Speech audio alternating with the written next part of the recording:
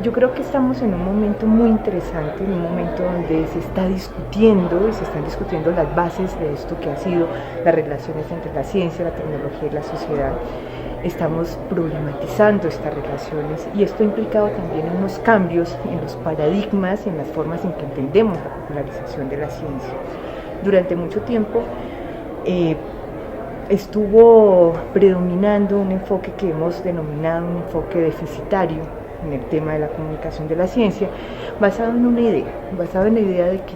la ciencia era importante por sí misma y que era muy importante además difundir todos estos conocimientos de la ciencia a públicos que no sabían de ciencia y que esto por sí mismo era una cuestión que era buena.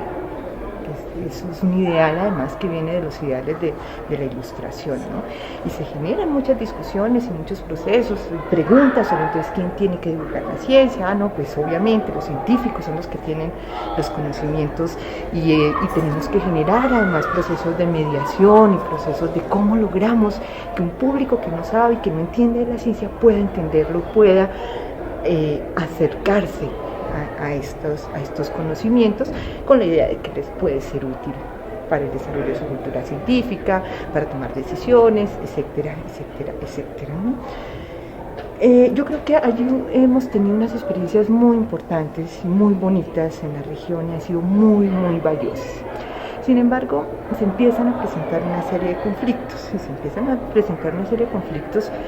porque empezamos a preguntarnos, y sobre todo en contextos como los nuestros, sobre, ¿y por qué la ciencia? ¿Para qué la ciencia? ¿Qué tipo de ciencia y tecnología tenemos? Obviamente nosotros no estamos en Europa, no estamos en Estados Unidos, estamos en otros tipos de contextos, además, donde el tema de la financiación de la ciencia se pone, no tenemos los recursos inmensos, nunca hemos alcanzado los países de América Latina, salvo alguna excepción, el tema del al menos el 1% del Producto Interno Bruto para el tema de la ciencia y la tecnología, y entonces se generan preguntas que son muy importantes, ¿no? Que son preguntas sobre, entonces, ¿qué tipo de ciencia tenemos que hacer en nuestros países? Y la pregunta es, ¿quién tiene que decidir además sobre qué tipo de ciencia nosotros vamos a tener? ¿Lo deciden los científicos, la comunidad científica, o esta es una pregunta que se abre? También tendría que ser una necesidad de que los ciudadanos mismos, que son al menos los que financian los recursos de ciencia y tecnología que van del sector oficial a partir de sus impuestos, también tendrían la posibilidad de decidir qué tipo de investigación científica, qué tipo de desarrollos tecnológicos nosotros realizamos. Surgen además también otro tipo de cuestiones que tienen que ver con el desenvolvimiento de la ciencia en los últimos años, y es también el darnos cuenta que la ciencia y la tecnología también pueden generar una serie de riesgos, que la ciencia y la tecnología está implicada en muchos de los conflictos sociales que tienen que ver los científicos en la toma de decisiones. Entonces emergen unas nuevas formas de entender y de hacer estas preguntas, y obviamente en el tema de la popularización va a tener también una serie de repercusiones, porque entonces la pregunta es, entonces el papel nuestro es solamente divulgar la ciencia y contarle a la gente qué es lo que se está haciendo en la ciencia, o también los divulgadores, los popularizadores, los que trabajamos en temas de la comunicación de la ciencia, también tendríamos que empezar a desarrollar otro tipo de estrategias, otras formas de entender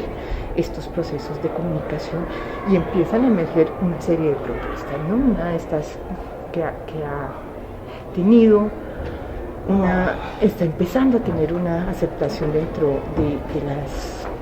de muchos países, es la idea de que tenemos que apostar a enfoques democráticos, que debemos apostar a cuestiones mucho más dirigidas a lograr la apropiación social del conocimiento, en el entendido de que es una cuestión que tenemos que empezar a complejizar. Entonces, allí yo creo que nos surgen muchísimos retos,